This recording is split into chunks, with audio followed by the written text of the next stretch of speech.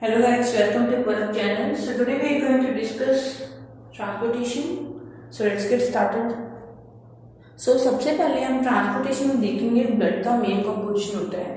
सबसे पहले ब्लड जो है ट्रांसपोर्टेशन इन ह्यूमंस में मेन रोल जो अदा करता है। ब्लड का मेन फंक्शन क्या है, इसमें क्या होता है कि आरबीसीज होते हैं, डब्ल्यूबीसीज होते हैं, प्लेटलेट्स होते हैं। ये हो गया आपको क्लियर। इसमें कौन कौन से होते हैं, आरबीसीज, डब्ल्यूबीसीज और प्लेटलेट्स। ठीक है, इस ब्लड के ये कॉम्पोनेंट्स हैं और इसमें प्लाज्मा भी पाया जाता है। आप ये भी लिख सकते हो क्योंकि इनके कंपोजिशन लिखना है, आपको ऐसे मार्क्स मिल सकते हैं।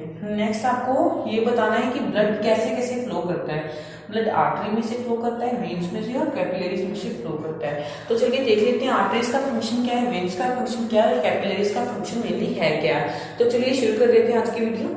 आर्टरीज, सबसे पहले हम आर्टरीज का देखेंगे। आर्टरीज और वेन्स में डिफरेंस बहुत इंपॉर्टेंट है, इसको डिफरेंस भी आपने इसलिए लर्न करेंगे। तो चलिए शुरू कर देते हैं आर्टरीज का। आर्टरीज वो है जो कि हमारा जो ब्लड है, आर्टरीज सबसे पहले आपको थोड़ा ऐसे ओवरव्यू दे दूं। आर्टरीज वो है जो ब्लड को हमारे हार्ट से या हमारे लंग से हार्ट तक लेकर जाती है। ठीक है, हमारे लंग से हमारे हार्ट तक लेकर जाती है, यानी ये ऑक्सीजनेटेड ब्लड जो है कैरी करती है। मेनली ऑक्सीजनेटेड ब्लड कैरी करती है। मेनली इसलिए बोला है क्योंकि डीऑक्सीजनेटेड भी करती है, वो आपको एक्सेप्शन में बाद में बताता हूँ। और जो वेन्स है वो डीऑक्सीजनेटेड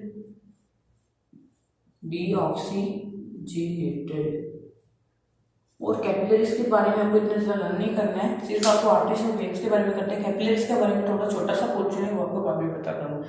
और पल्मोनरी आर्टरी, कौन सी आर्टरी, पल्मोनरी। पल्मोनरी का मेनली फंक्शन जो है ना वो हार्ट से रिलेटेड है। जो जहाँ भी पल्मोनरी वर्ड आ गया वो हार्ट से रिलेटेड होगा। ठीक है, पल्मोनरी आर्टरी भी होती है, पल्मोनरी वेन भी होती है। पल्मोनरी आर्टरी एक ऐसी आर्टरी है जो कि क्या करती है, डीऑक्सीजनेटेड जो ब्लड है वो लेकर जाती है। और आपको ये कंफ्यूजन हो रही होगी कि ऑक्सीजनेटेड ब्लड क्या है, डीऑक्सीजनेटेड क्या है, वो भी बताता हूँ। ऑक्सीजनेटेड ब्लड वो होता है जिसमें ऑक्सीजन की मात्रा ज्यादा हो और कार्बन डाइऑक्साइड की मात्रा कम हो। और डीऑक्सीजनेटेड का वो ब्लड होता है जिसमें CO2 कार्बन डाइऑक्साइड की मात्रा ज्यादा हो और ऑक्सीजन की मात्रा कम हो। मैंने बोला था ना कि आर्टरी से ऑक्सीजनेटेड ब्लड करते हैं मेनली, बट पल्मोनरी आर्टरी एक ऐसी आर्टरी है जो कि डीऑक्सीजनेटेड लेकर जाती है। ये वेन्स है जो ये मेनली डीऑक्सीजनेटेड ब्लड लेकर जाती हैं, बट पल्मोनरी वेन एक ऐसी, पल्मोनरी का कौन से रिलेटेड है, हार्ट से रिलेटेड है। पल्मोनरी वेन एक ऐसी वेन है जो कि क्या है, ऑक्सीजनेटेड ब्लड लेकर जाती है। ये तो हो गया आपको क्लियर। नेक्स्ट जो आर्टरीज और वेन्स में मेन डिफरेंस आ जाता है, इनमें होती है वॉल्स, इनमें वॉल्स नहीं प्रेजेंट होती। वॉल्स होती है जैसे कि मैं आपको यहाँ पर बता दूं, ये है मान लो कोई ब्लड वेसल्स, इसमें दोनों ये सभी क्या है, ब्लड वेसल्स है। ब्लड वेसल्स से ऐसे होता है कि जैसे ब्लड फ्लो कर रहा है ना, फ्लो कर रहा है, ऐसे बीच में रुकावट होती है। वॉल्स का मतलब है रुकावट है, किस आपको मालूम। ठीक है, जो आर्टरीज है उसमें सबसे पहले मैं आपको यही पॉइंट बता दूं कि ब्लड जो है ना हाई प्रेशर से फ्लो करता है। जो ब्लड का फ्लो होने का प्रेशर है वो बहुत ही ज्यादा हाई है, बट जो वेन्स है उसमें जो ब्लड के फ्लो होने का प्रेशर है वो बहुत ज्यादा लो है। इसलिए आर्टरीज में मेनली क्या होता है कि इसमें क्या है, वॉल्स प्रेजेंट नहीं होती, no walls is present in this. ये भी आपको लर्न कर लेना है, बट इसमें क्या होता है कि वॉल्स जो है प्रेजेंट होती हैं, ये भी आपको लर्न कर लेना है। ठीक है, ये तो हो गया आपको सारा क्लियर। अभी मैं आपको कुछ मेन डिफरेंस जो कि बता दूं कि ल्यूमन, नैरो ल्यूमन। इसका होता है कि नैरो ल्यूमन होता है, उसका वाइडर ल्यूमन होता है। ये भी आपका पॉइंट हो गया क्लियर। ठीक है, इसकी जो वॉल्स होती है वो थिक होती है। इसकी ये क्वेश्चन आ सकता है कि आर्टरीज जो है मेनली उसकी वॉल्स थिक की होती हैं, वेयरएज वेन की थिन की होती है। थिन मतलब पतली और थिक मतलब बहुत ज्यादा मोटी। इसकी मोटी इसलिए होती है क्योंकि ब्लड जो हाई प्रेशर से फ्लो करता है, इसलिए जल्दी से जल्दी ब्लड जाएगा। और ये चांस होगा अगर ये थिन होगी, अगर ये पतली हो गई तो ये भी चांस हो सकता है कि आर्टरी जो है फट जाए। इसलिए जो आर्टरी होती है वो थिक मेनली होती है, और जो वेन्स होती है वो थिन इसलिए होती है क्योंकि ब्लड जो है लो प्रेशर से पास होता है। अगर ये थिक हो रहा है तो कोई बात नहीं, बट ये थिन इसलिए होती है क्योंकि ब्लड लो प्रेशर से काम करता है। इसको फटने का कोई चांस नहीं है क्योंकि ये लो प्रेशर से इसमें ब्लड फ्लो करता है।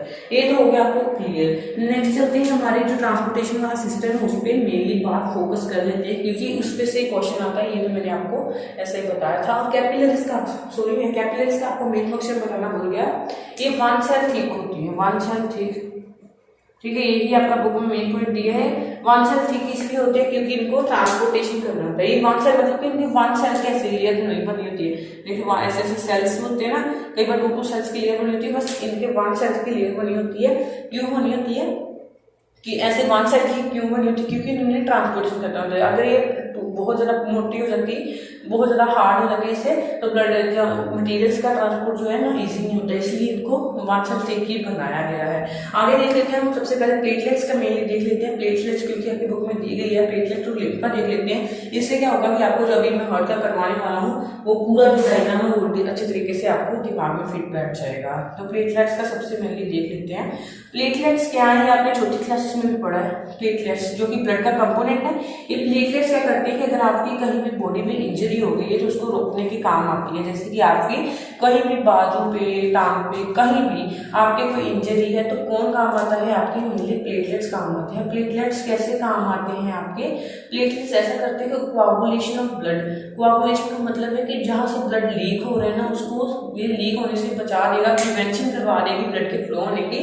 अगर ये प्लेटलेट्स ना होती तो क्या होता है, ये क्वेश्चन जो है बोर्ड में बहुत बार पूछा गया है। अगर ये प्लेटलेट्स ना होती तो हमारे बॉडी में लॉस ऑफ ब्लड हो जाता, लॉस ऑफ ब्लड हो जाता तो हम वीक हो जाते, कई बार डाई हो जाते, मर भी सकते थे। इसलिए कोआगुलेशन ऑफ ब्लड होना बहुत जरूरी है, और ये किससे होगा, प्लेटलेट्स होगी तभी होगा। ठीक है, ये तो होगा हमारा प्लेटलेट्स वाला।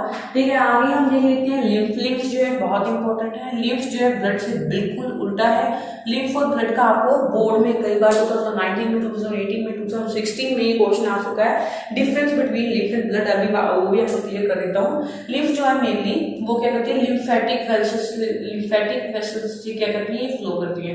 कौन सी वेसल्स है, ये लिम्फेटिक वेसल्स से जो है फ्लो करती है। और जो ब्लड है वो नॉर्मल ब्लड कैपिलरी से फ्लो करती है। ये लिम्फेटिक से, उसमें क्या होता है कि मोर प्रोटीन होता है, इसमें क्या होता है लेस प्रोटीन होता है। इसमें क्या होता है, लेस प्रोटीन होता है। ये जो है कलरलेस होती है ना, ये जो है एक लिम्फ है, बहुत ज्यादा कलरलेस होता है, बट उसका ब्लड का कलर क्या होता है, रेड होता है। ये कलरलेस है। ठीक है, ये भी आपका पॉइंट मेनली हो गया। ऐसे तो बहुत ज्यादा पॉइंट है जो कि आपकी बुक में दिए गए हैं, आप वहां से पढ़ सकते हो। अब मैं आपको इसका मेन पॉइंट बता दूं, इसका फंक्शन क्या है, ये मेटाबॉलिज्म करता है। ठीक है, मेटाबॉलिज्म इसका करता है कि वेस्ट प्रोडक्ट को बाहर निकालने के काम आ जाता है। लिम्फ का मेन अभी फंक्शन क्या है कि ऐसे जहां पर भी ऐसे थोड़ी सी इंटरमोलिकुलर स्पेस रह गई, वहां से कोई चीज फंस गई है तो लिम्फ ने उसको करना है, बाहर निकाल देना है, एक्सेस फ्लूइड को ड्रेन करवा देना है ब्लड में। ठीक है, ये तो हो गया हमारा पूरा ऐसे जो हमने ब्लड कैपिलरीज का मैं बताया। अब देख लेते हैं कुछ हार्ट का, जो मैंने आपको डायग्राम के द्वारा करवाना है कि कौन से कहाँ जो ब्लड जाता है। चलिए देख लेते हैं। आपने ये हार्ट को बॉक्स की तरह इसे बना देना जैसे मैंने बनाया है। जी हाँ, आपने सही सुना कि आपने हार्ट को बॉक्स की तरह बना देना है। अभी मैं आपको पूरा बता दूंगा कि कैसे कहाँ से कहाँ ब्लड जाता है। मान लीजिए ये आपकी ऊपर जो है आपकी लंग्स है, लंग्स आपने पढ़ा अभी, रेस्पिरेटरी सिस्टम में पूरा किया इसका, और ये आपकी बॉडी की टिश्यूज या सेल है। ठीक है, ऐसे हमने बना देना है। सबसे पहले जो ब्लड है यहाँ पे आएगा, अभी ओवरव्यू ले लीजिए। यहाँ से यहाँ पर आएगा ब्लड। ठीक है, इसको खोल देते हैं, इसको खोल देते हैं, इसको खोल देते हैं, यहाँ से बॉडी में जाएगा, फिर इसको यहाँ से जाएगा, फिर ये खोल जाएगा, ये खुल जाएगा, और फिर से लंग्स में चल जाएगा। ठीक है, मैं सबसे पहले आपको एक ऐसा ओवरव्यू देता हूँ। ब्लड यहाँ से यहाँ जाएगा, फिर यहाँ से नीचे जाएगा, फिर यहाँ में जाकर बॉडी में चला जाएगा, बॉडी से जाकर फिर से ऊपर जाएगा, ऊपर जाकर नीचे फिर से आएगा, और फिर से लंग्स में ही चला जाएगा। कहाँ जाएगा, फिर से लंग्स में चल जाएगा। हाँ जी, कुछ ऐसा ही डायग्राम आपका बनने वाला है। बस आपने एक बार ये तैयार कर लिया तो आपका कोई भी डिफिकल्टी नहीं होने वाली है। तो सबसे पहले लंग्स से ये देखने, सबसे पहले आर्टरियम और वेंट्रिकल में डिवाइड कर लेते हैं। जो ऊपर वाले होते हैं दोनों आर्टरियम होते हैं, दोनों को दे देता हूँ। ऊपर वाले दोनों आर्टरियम और नीचे वाले दोनों ही वेंट्रिकल होते हैं। जो आपका राइट हैंड है, जैसे मैं राइट हैंड जैसे लिख रहा हूँ, ठीक है, राइट हैंड को आपने लेफ्ट मानना है और लेफ्ट को राइट मानना है। ये लेफ्ट है, नीचे वाला भी लेफ्ट, ये राइट है, ये भी राइट। अब अगर ब्लैक बोर्ड को मैं उल्टा करके अपनी चेस्ट पे लगाऊं तो पूरा जो राइट है वो राइट बन जाएगा और लेफ्ट है लेफ्ट बन जाएगा, इसलिए मैं बोल रहा हूँ उल्टा करना है। और लंग्स से आपका है लेफ्ट आर्टरी में ब्लड, ये आपको क्वेश्चन पेपर आ जाता है। Name the blood capillaries that bring blood from oxygenated blood from lungs to left artery. तो ये आपको बताना था, ये होती है हमारी पल्मोनरी वेन। मैंने आपको बताया था पल्मोनरी वेन एक ऐसी वेन है जो कि अकेला ऑक्सीजनेटेड ब्लड कैरी करती है। साथ में लिख देता हूँ O2, जहाँ पे O2 लिखा है उसका मतलब है ऑक्सीजनेटेड, और यहाँ पे जैसे यहाँ पे ऑक्सीजन, ये वाला ऑक्सीजन वाला ब्लड है, यहाँ पर CO2 लिखा होता है उसका मतलब है डीऑक्सीजनेटेड ब्लड है। अब यहाँ लंग्स से आ गया पल्मोनरी वेन के थ्रू आया ऑक्सीजनेटेड ब्लड लेफ्ट आर्टरी में। अब लेफ्ट आर्टरी में जैसे कि ये मान लो ये अभी खुला है, इसमें ब्लड पूरा भरा गया है। अब इसको नीचे वाले लेफ्ट वेंट्रिकल में भेजना है, तो ये क्या कर जाएगा, ऐसे जकड़ रहेगा, अपना ब्लड नीचे को ऐसे नीचे वाली जो ये वाली है खोल देगा। सबसे पहले ऐसे होगा तो क्या करेगा, ऐसे अपना हैंड से अपने क्लोज करने हैं, फिर नीचे वाली जो बोन्ड है वो खोलनी है और ऐसे कर जाएगा तो सारा ब्लड नीचे जो आ जाएगा। नीचे आ गया ब्लड, किसमें आया, लेफ्ट वेंट्रिकल में आया, ठीक है।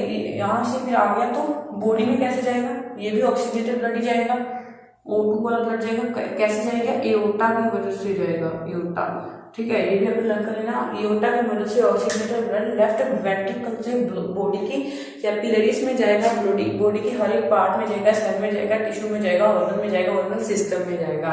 आगे ऑर्गन सिस्टम में बॉडी में चला गया, बॉडी से सीधा, ये याद रखना, ऊपर वाले में जाएगा, नीचे वाले में नहीं जाएगा, बच्चे कंफ्यूज रहते हैं।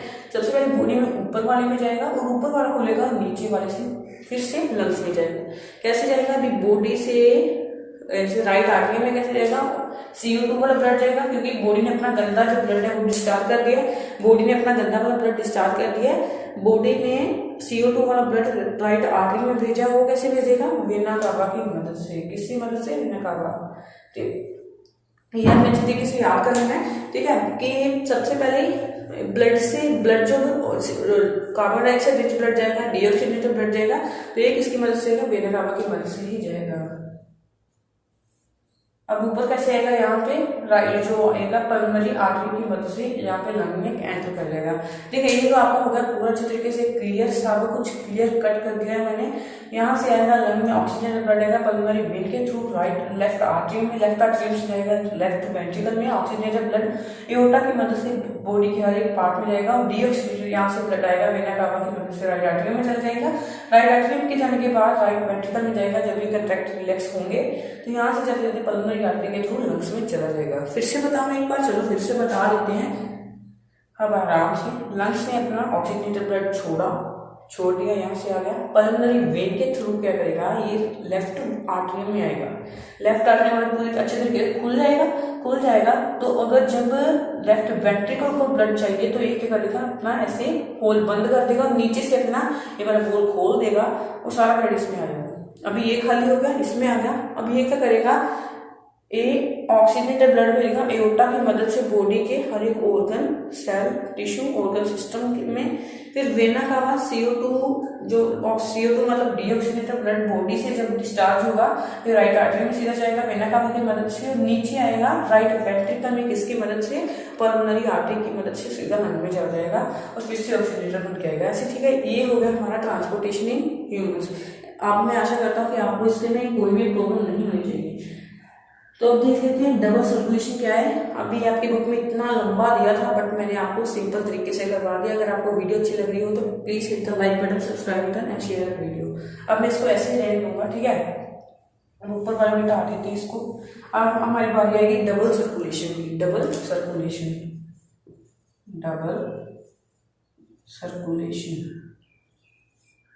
सर्कुलेशन की अपने एग्जाम्पल डेफिनेशन कैसे देनी है, जब हमारी हार्ट के द्वारा दो बार, मतलब कि एक ही ब्लड को दो बार दोहराया जाता है उसको हम कहते हैं डबल सर्कुलेशन। ये है डबल सर्कुलेशन, यहाँ पर ही डबल सर्कुलेशन हो रहा है। अब आप पूछोगे कैसे होगा। डबल सर्कुलेशन भी दो टाइप का होता है, एक होता है सिस्टमेटिक और एक होता है पल्मोनरी डबल सर्कुलेशन और सिस्टमेटिक डबल सर्कुलेशन, ठीक है। ये दोनों है।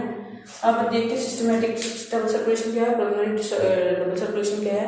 सिस्टमेटिक डबल सर्कुलेशन वो है जो कि लेफ्ट वेंट्रिकल से लेकर राइट आर्टरियम तक है। लेफ्ट वेंट्रिकल से लेकर राइट आर्टरियम तक को जो हमारा डबल सर्कुलेशन होता है उसको हम कहते हैं सिस्टमेटिक। और पल्मोनरी ये है हमारा जो कि ये तो यहाँ से लेकर यहाँ तक है, बट ये क्या है, राइट वेंट्रिकल से लेकर लेफ्ट आर्टरियम तक है। ऐसे आपको याद रखना है। ये यहाँ से जाएगा, यहाँ से जाता हुआ यहाँ तक आएगा और एक यहाँ से जाता हुआ यहाँ तक आएगा।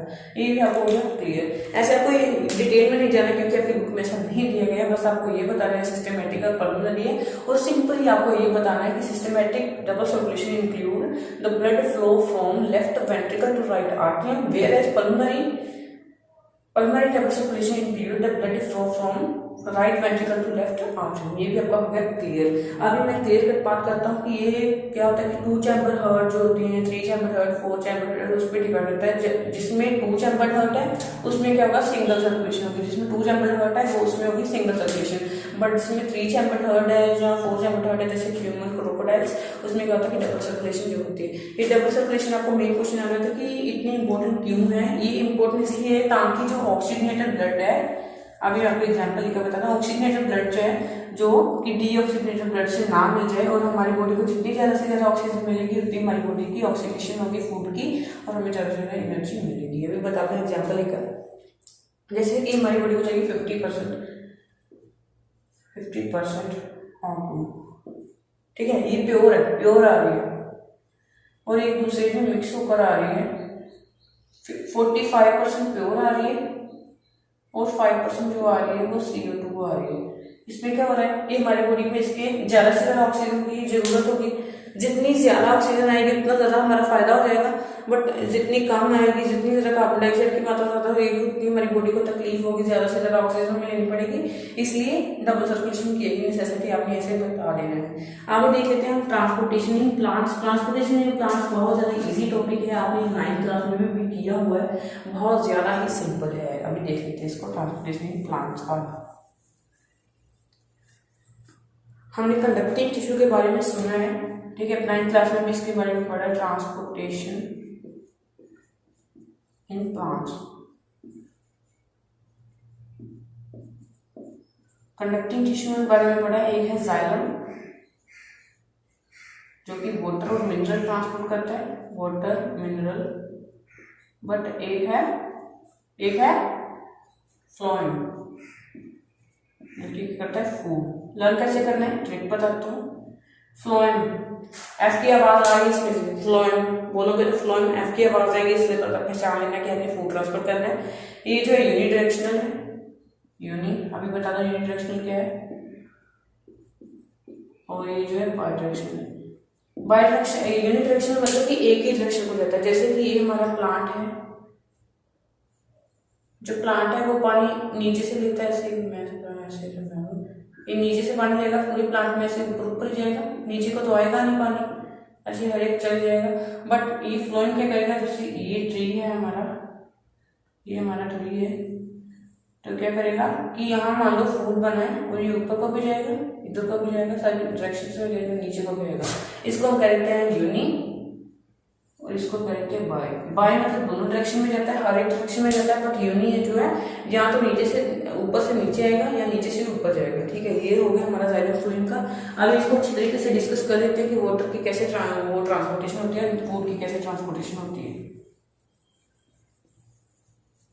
काफी सिंपल और इजी प्रोसेस है, एक बार दिमाग में फिट बैठ गया तो हमेशा के लिए बैठ जाएगा। जो ट्रांसपोर्टेशन वाटर की ट्रांसपोर्टेशन होती है तो आपको पता है कि किससे होती है, जाइलम से होती है, ये आपको सब कुछ पता है। बट मैं आपको मेन मार्क मुद्दे की बात बताऊंगी। सबसे पहले होती किससे, ट्रांसपीरेशन से होती है, ट्रांसपीरेशन, और एक होती है हमारी रूट प्रेशर। ऐसे होते हैं, वो भी बताते हैं।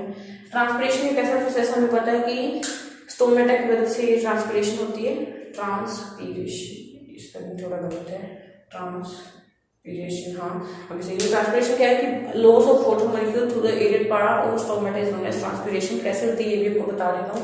जैसे कि ये हमारा प्लांट है, नीचे से इसने पानी एब्जॉर्ब किया, नीचे से इसने पानी एब्जॉर्ब कर लिया, ठीक है। नीचे से यहाँ पर हाई कंसंट्रेशन थी, यहाँ पे लो कंसंट्रेशन थी, नीचे से पानी ऊपर चला गया। अब यहाँ पे इसमें बहुत सारी सेल है, मान लो इतने सेल है इसमें,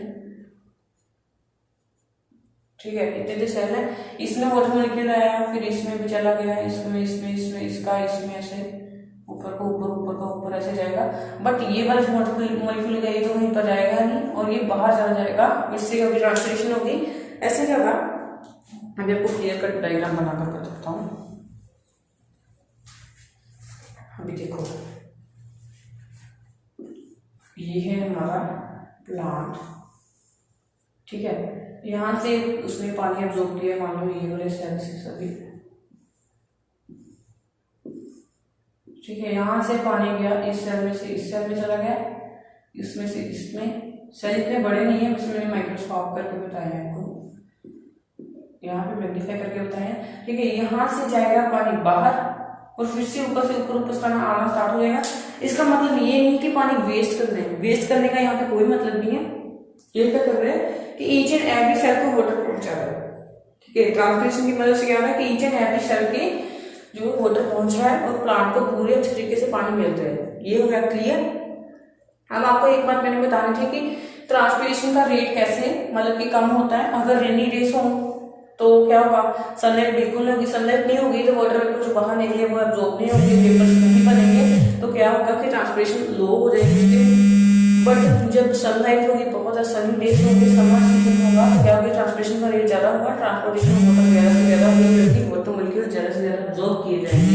अब देख लेते हैं ट्रांसपोर्टेशन इन प्लांट और फूड की ट्रांसपोर्टेशन कैसे होती है, ये भी देख लेते हैं। सो मैं रूट प्रेशर बताता हूँ रूट प्रेशर भी क्या है। वो ऑस्मोसिस की प्रोसेस आपने पिछली बार भी पढ़ी है। ऑस्मोसिस क्या है, transfer of water molecule from higher concentration to lower concentration, इसको हम कहते हैं ऑस्मोसिस। तो अभी इसमें रूट प्रेशर जो है ना ऑस्मोसिस से मेनली रिलेटेड है। रूट प्रेशर की बात करें, इसमें क्या होता है, जैसे हमारा ये प्लांट है, ठीक है, ये हमारा प्लांट है। इसमें क्या होता है कि नीचे ऐसे मिनरल्स भी पड़े हैं।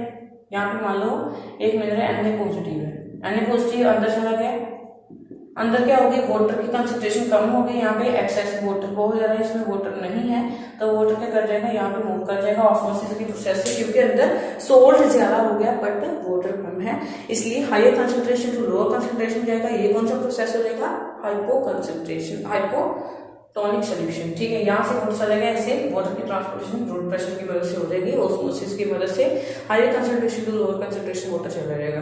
क्यों जाएगा, क्योंकि अगर एक मिनरल प्लांट ने खींच लिया, अगर एक मिनरल प्लांट ने ले लिया तो वाटर भी साथ में चला जाएगा। ये हो गया आपका क्लियर। अभी ट्रांसपोर्टेशन ऑफ फूड करते हैं प्लांट में।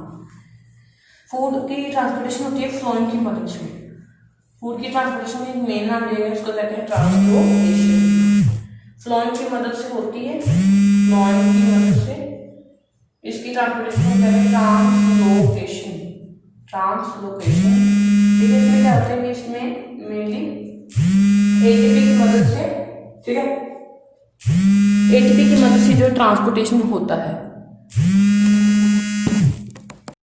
तो फ्लोएम का ट्रांसपोर्टेशन अभी देख लेते हैं, फ्लोएम कैसे ट्रांसपोर्टेशन ऑफ फूड में हेल्प करता है। तो फ्लोएम में एक ऐसा कंडक्टिंग टिश्यू है जो कि क्या करता है, फूड की ट्रांसपोर्टेशन में हेल्प करता है, आपको बता दिया गया है। ठीक है, अब मैं आपको ये बात बताना भूल गया कि फ्लोएम में कौन कौन से किस किस से फ्लोएम बना है और जाइलम किस किस से बना है। सबसे पहले वही डिस्कस कर लेते हैं। जाइलम जाइलम है, ये क्या ट्रांसपोर्ट करता है, वाटर ट्रांसपोर्ट करता है, ये जो हमें सबको पता है, जाइलम जो है वाटर ट्रांसपोर्ट करता है। बट ये बना किस किस चीज से, कौन कौन सी चीजें हैं जो वाटर की ट्रांसपोर्ट में हेल्प करते हैं, वो मैं बताना भूल गया था, मैं वो भी बता देता हूँ। ये कंडक्टिंग टिश्यू ये भी सभी को पता है किस किस से बना है, कि ये देखते हैं ट्रैकिड्स, ट्रैकिड से बना है, वेसल्स, जाइलम पैरेन्काइमा,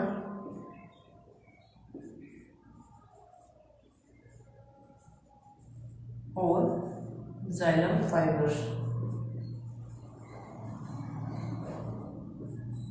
इस चीज से जो है जाइलम बना है, किस से बना है, ट्रैकिड्स, वेसल्स, जाइलम पैरेन्काइमा और जाइलम फाइबर्स। और अगर फ्लोएम का देख लेते हैं, फ्लोएम किस किस से बना है, फ्लोएम किस किस से बना है, एक तो ये बना है सीड ट्यूब से, एक कंपाउंड सीड सेल से, एक बना है फ्लोएम पैरेन्काइमा, फ्लोएम अभी पैरेन्काइमा डाल दूंगा, और एक किससे बना है, फ्लोएम फाइबर से, फ्लोएम फाइबर्स।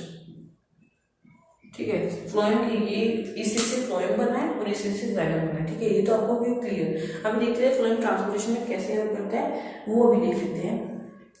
उससे तब तक जैसे मैं यूज कर रहा हूँ आपको, वो इसकी ट्रांसलोकेशन की टेक्निक बता रहा है। Transportation of soluble product from the green part of the plant to non green part of the plant is known as translocation.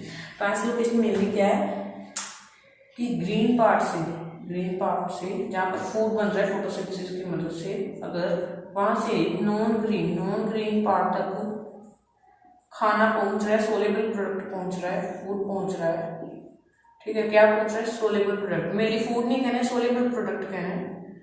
Soluble product पहुंचे उसको हम क्या कहते हैं, ट्रांसलोकेशन। ये हो गई हमारी ट्रांसलोकेशन की प्रोसेस। इससे भी देखते हैं कि कैसे एक प्लांट में फूड जो इधर से उधर ट्रांसपोर्ट होता है। फॉर एग्जाम्पल ये है हमारा है प्लांट, यहाँ पे ड्रॉ कर देते हैं, ये है हमारा प्लांट, यहाँ पे है हमारा, चलो मैं नीचे इसको ड्रॉ करके देता हूँ क्योंकि ऐसे आपको क्लैरिटी अच्छी नहीं आएगी।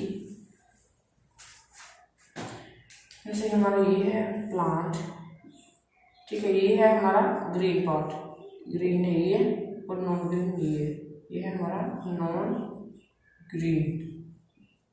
अब भी खाना यहाँ से यहाँ लाना है तो कैसे लाएंगे, यहाँ पे खाना बन गया है यानी फोटोसिंथेसिस यहाँ पे हो गई है, तो कैसे आएगा खाना, सबसे पहले खाना आएगा नियर बाय फ्लोइंग में। फॉर एग्जाम्पल ये नियर बाय फ्लोइंग जो कि इसके बिल्कुल पास है, यहाँ से आएगा खाना यहाँ पे, मेनली फूड आ गया यहाँ पे, और बाहर वाटर जाएगा, high concentration to lower concentration, food भी इधर बाहर आ जाएगा इसके कारण, और फूड नॉन ग्रीन प्लांट को मिल जाएगा, non green part of the plant को मिल जाएगा। यहीं पर हमारे ट्रांसपोर्टेशन प्लांट का प्रोसेस जो खत्म होता है। सबसे मेन बात जो इसकी बताने वाली थी कि ये एक्टिव प्रोसेस है, यानी इसमें एनर्जी खर्च होती है, एटीपी मॉलिक्यूल्स जो है खर्च होते हैं। एटीपी की फुल फॉर्म मैंने आपको बताई थी, एडिनोसाइन ट्राइफॉस्फेट जो है एटीपी की फुल फॉर्म है, ठीक है। ऐसे जो होता है कि plant transportation of food in plant होती है, मैंने आपको transportation in animals in human beings का भी बता दिया है, वो चैम्बर्स पे डिपेंड होती है, ठीक है।